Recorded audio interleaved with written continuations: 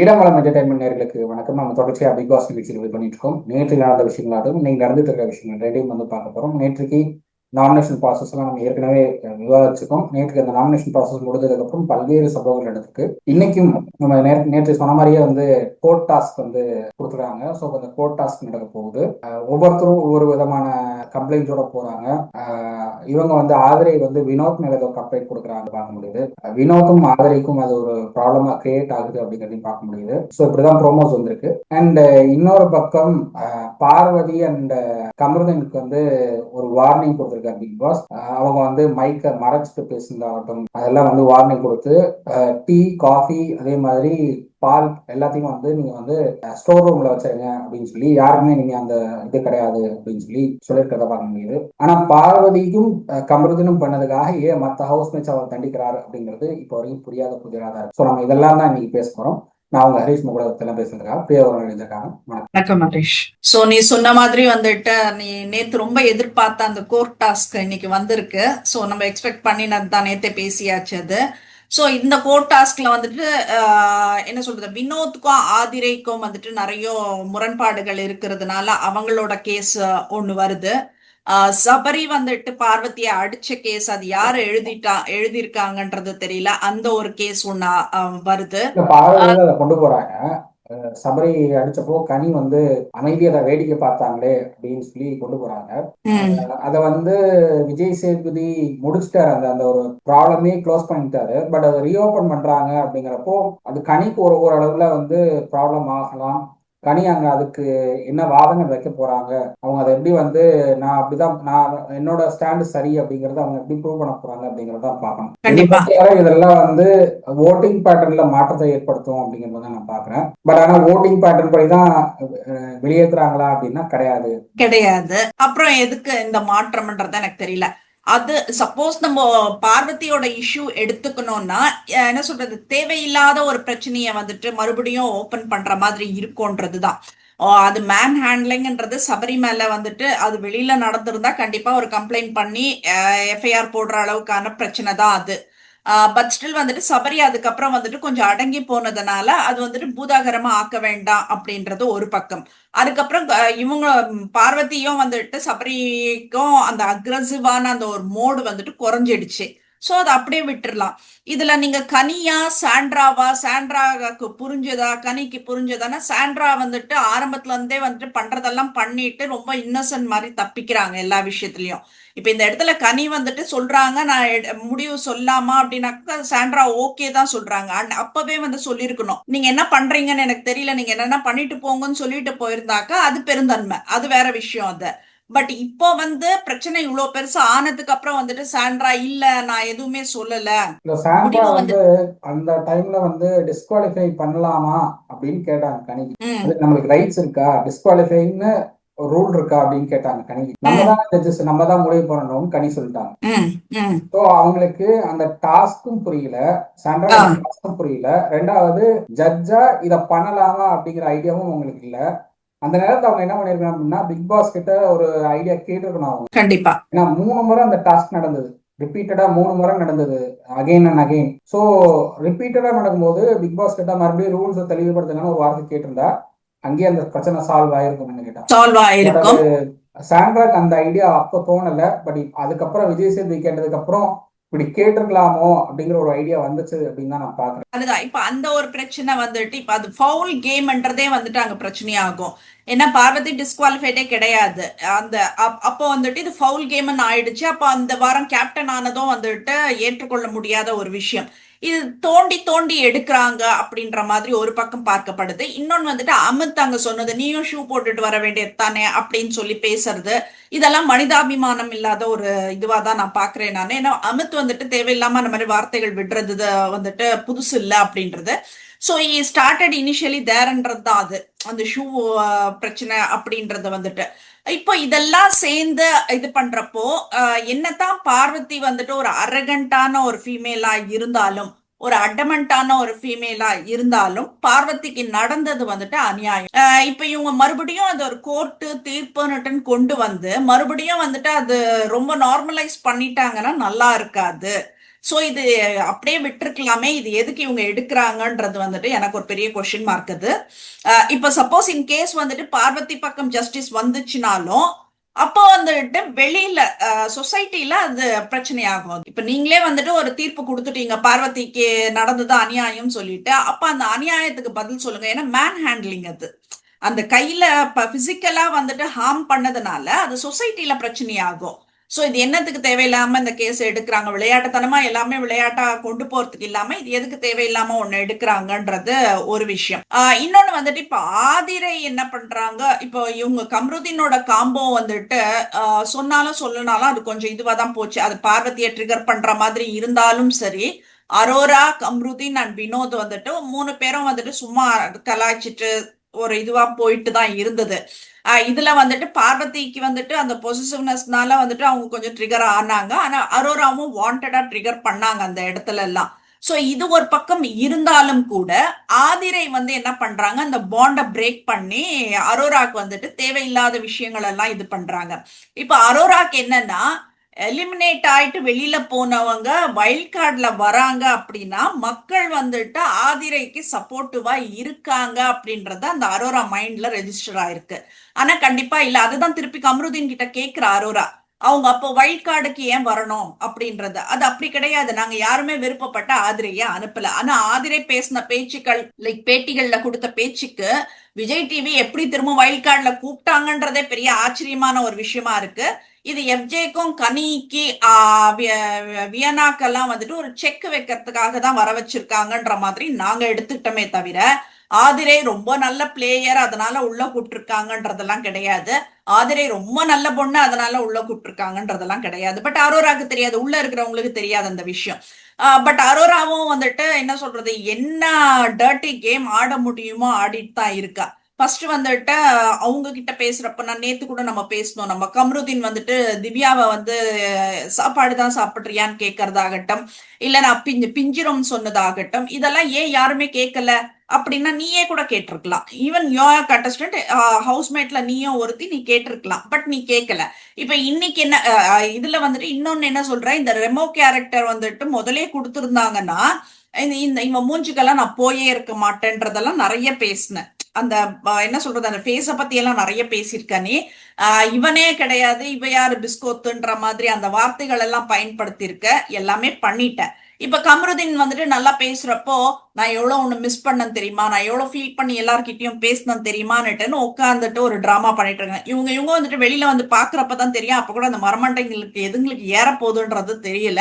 So she's playing a very dirty கேம்ன்றது தான் அரோராவோடது.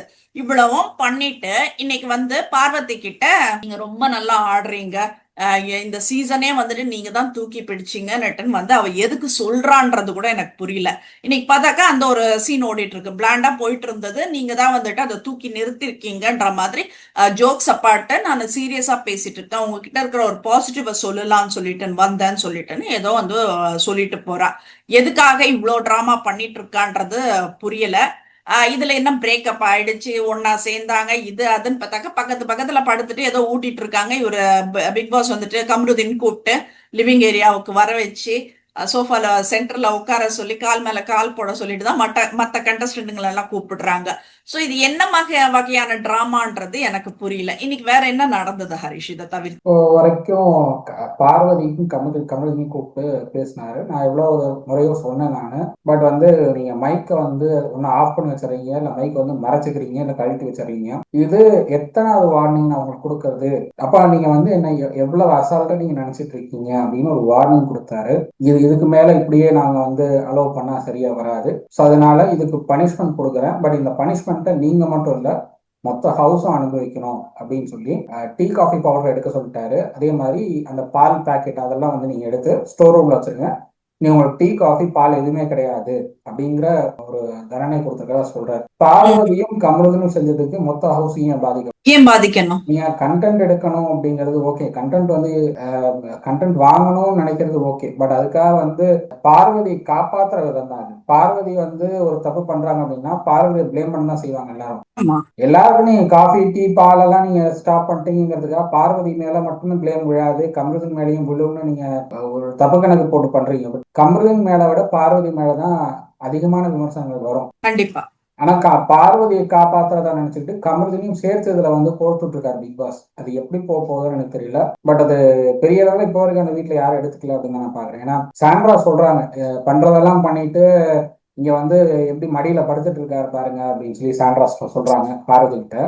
குறிச்சிட்டதான் 2 பேரும் அதை அக்செப்ட் பண்ணிக்கிறாங்க. அப்புறம் கேமரா முன்னாடி வந்து தோப்புக்காரங்க எல்லாம் போட்டு நாங்க பண்ணது தப்பு தான் பிக் பாஸ், அதுக்காக வந்து காஃபி டீ பால்ல ஸ்டாப் பண்ணிடாதீங்க, இங்க ஒவ்வொருத்தருக்கும் ஒரு தேவை இருக்கு பிக் பாஸ், அதை வந்து அதுக்காக தான் அது பண்றோம், நாங்க தெரியாம பண்ணல தெரிஞ்சுதான் பண்ணோம், பட் வந்து இவ்வளவு பெரிய தண்டனை வேணாம், எங்களுக்கு தண்டனை கொடுங்க, மற்ற ஹவுஸ்மேட்ஸ்க்கு அது வேணாம் அப்படின்னு சொல்றாங்க. பட் அது அக்செப்ட் பண்ணிக்க மாட்டாங்க அப்படிங்கறத நான் நினைக்கிறேன். ஓகே, சோ இது ஒரு பிரச்சனை ஓடுது. இன்னொன்னு வந்துட்டு சாண்ட்ரா திவ்யா கிளாஷஸ் கிளீனாவே வந்துட்டு சாண்ட்ரா காட்டுறாங்க.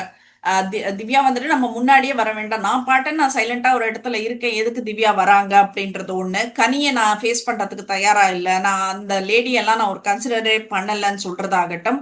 இதெல்லாம் வந்து சாண்ட்ரா இப்ப ரம்யா வந்துட்டு என்னதான் ஒரு வீக் கண்டஸ்டன்டா நம்ம பார்த்தாலும் கூட ரம்யா கொடுக்குற அட்வைஸ் வந்துட்டு ப்ராப்பரா இருந்தது.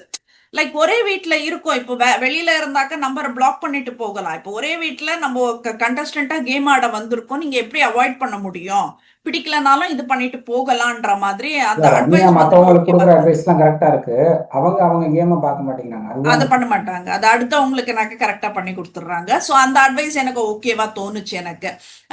எனக்கு தெரிஞ்சு வந்து திவ்யாவுக்கு உனக்கு நல்லா புரியுது சாண்ட்ரா இஸ் அவாய்டிங் யூன்னு, திரும்ப திரும்ப போய் என் பிரஜன் கிட்ட கேமரால போயிட்டு ரெஜிஸ்டர் பண்றாங்கன்றது தெரியல.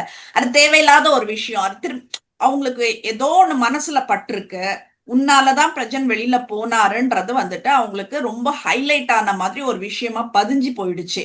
அப்படி இருக்கும்போது தேவையில்லாம திவ்யாவும் சீண்டாம என்ன இருக்கணும்ன்றதுதான். கேட்டா திவ்யா வந்து சாம்ராக்கு புரிய வைக்கணும், இதுக்கு நான் காரணம் இல்லை அப்படிங்கறது புரிய வைக்கிறது இதை ட்ரை பண்ணலாம். பட் அதுக்கு வந்து ஸ்பேஸ் கொடுக்கல சாண்ட்ரா. ஸ்பேஸ் கொடுக்க மாட்டாங்க, எப்படி கொடுப்பாங்க, அவங்க தான் காரணம்னு ஸ்ட்ராங்கா நம்புறாங்க சாண்ட்ரா, அப்படிங்கிறப்ப ஸ்பேஸ் கொடுக்க மாட்டாங்க. கிடைக்கிற சான்ஸை நீங்க இவங்க திவ்யா பயன்படுத்தி இவங்க என்ன பண்றாங்கன்னா இந்த சாண்ட்ரா என்ன திட்டாங்கன்னு சொல்லி அந்த குரூப்போட போய் சேர்ந்துக்கிறாங்க. தேவையில்லாத அது அதுதான் இன்னும் சாண்ட்ரா சில்லறத்தனமா அதிக இருந்தது அளவுல அது. வெறுப்பேற்று. நீங்க சாண்ட்ராக்கு புரிய வைக்கணும்னு நினைக்கிறீங்க ஓகே, பட் அவங்கள வெறுப்பேற்றவும் செய்றீங்க நீங்க. அப்படி அதுதான் இருக்கிற அதுதான் சாண்ட்ரா எப்படி ஏத்துக்குவாங்க நீங்க கொடுக்குற விளக்கத்தை? விளக்கம் கொடுக்கறது ஓகே, பட் அது அவங்க உங்களுக்கு ஸ்பேஸ் கொடுக்கலன்னா அவங்களுக்கு என்ன ஸ்பேஸ் தேவையோ அதை பார்த்துட்டு நெக்ஸ்ட் டே நீங்க பேசினா கூட ஓகே, நெக்ஸ்ட் டே வந்து இந்த மாதிரி எதுக்கு என்ன அவாய்ட் பண்றீங்கன்னு கேட்டு இதுக்கு நான் தான் காரணம் நினைக்கிறீங்களான்னு கேட்டு என்ன ப்ராப்ளம் என்னங்கிறத ஒரு ½ உட்காந்து பேசினாலே அது முடிஞ்சிடும். ஆனா சாண்ட்ரா என்ன திட்டாங்கன்னு சொல்லி கனி கிட்டையும் விக்ரம் கிட்டையும் போய் உட்காந்து பேசுறது, அது ஏன் அவாய்ட் பண்றாங்கன்னு அவங்க கிட்ட கேட்கறது, அதுக்கு கனியும் விக்ரமும் அவங்க அவங்க சைட்ல இருந்து இன்னொரு பதில் கொடுக்கறது. அதுதான்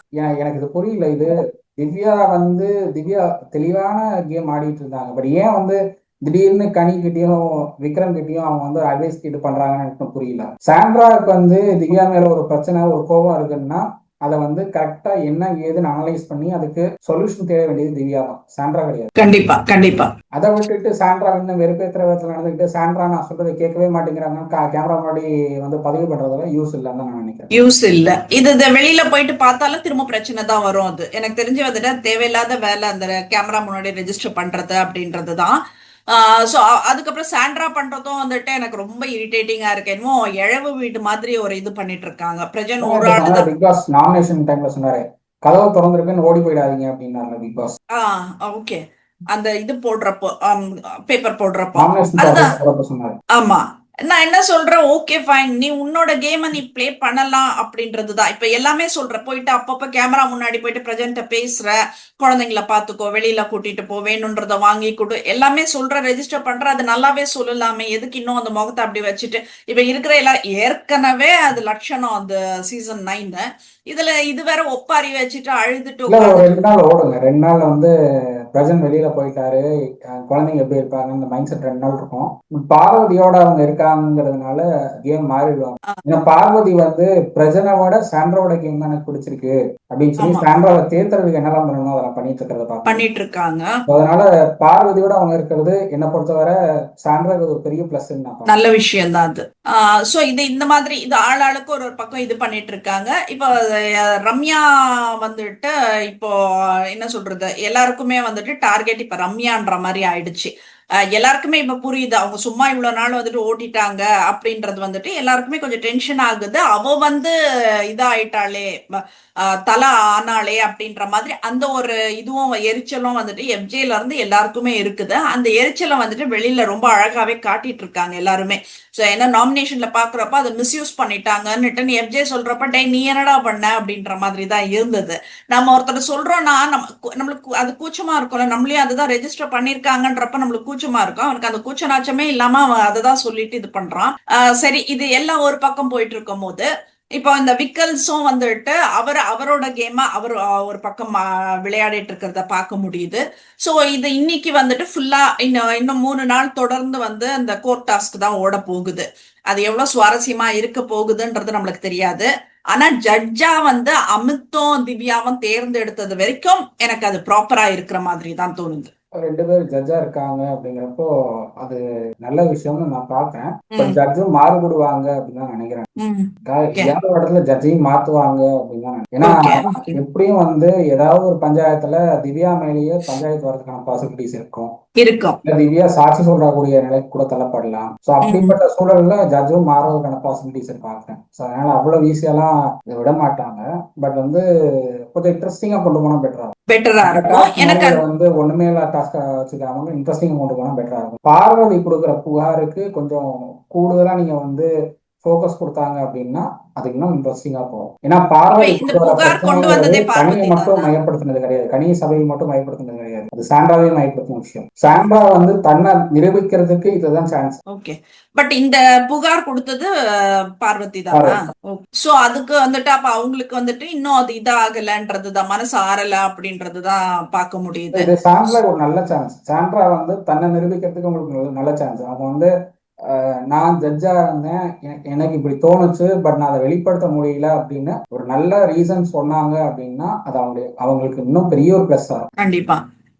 எனக்கு இவ்வளோ நாள்ல இந்த 60 நாட்கள்ல வந்துட்டு நேற்று அந்த பால் டாஸ்க் வந்துட்டு கொஞ்சம் நல்லா இருந்த மாதிரி தோணுச்சு எனக்கு. திவ்யாவோட காமெடியான அந்த நல்லா இருந்தது, அததான் சொல்ல வந்தேன். ஒரு என்ன சொல்ற உயிர் கொடுத்த மாதிரி இருந்துச்சு திவ்யாவோட இதெல்லாம். அத பிறண்டு உருண்டு இது பண்றதாகட்டும், அங்க அந்த கார்னருங்களை தேடுறதாகட்டும் ரொம்ப அழகாவே இருந்தது. இவ்வளோ டாஸ்க்ல அந்த டாஸ்க் ரொம்ப நல்லா இருந்தது. ஆதிரையும் வந்துட்டு மரம் ஏறுற மாதிரி கடகடன்னு ஏறுறதெல்லாம் நல்லா அமித்தோட சண்டை போட்டது நல்லா இருந்தது. இந்த டாஸ்க் வந்து ஹெல்த்தியா இருந்தது, நல்லா இருந்தது அப்படின்றதுதான். இவ்வளோ நாளைக்கு அப்புறம் ஒரு டாஸ்க் பிக் பாஸ் சீசன் 9ல வந்துட்டு நல்லா இருக்கு, நாங்களே சொல்ற அளவுக்கு நல்லா இருக்கு அப்படின்றதுதான் நாங்க சொல்லிக்கிறோம். நாங்க வேற என்ன இருக்கு ஹரிஷ் பேசுறதுக்கு? வேற எதுவும் இல்லை, போய் கவர் பண்ணி மேல அந்த டாஸ்க் கோர்ட் டாஸ்க் எப்படி போக போகுதுன்னு பார்க்கணும். இப்பதான் ஸ்டார்ட் பண்றாங்க கோர்ட் டாஸ்க், நம்ம ரிவ்யூ பண்ணிட்டு டைம்ல தான் ஸ்டார்ட் பண்றாங்க. ஸோ அது எப்படி போக போகுதுன்றத பார்த்தாதான் அது எந்த அளவுக்கு இன்ட்ரெஸ்டிங்கா இருக்கும்னு சொல்லலாம். இன்ட்ரெஸ்டிங்கா இருக்குன்னு பார்க்கணும். சோ இன்னைக்கு அடுத்து என்ன பேசலாம்? ஓகே ஹரிஷ், சோ இன்னைக்கு பார்ப்போம், பார்த்துட்டு நாளைக்கு என்ன பேசுறதுன்றது பேசலாம். தேங்க்யூ.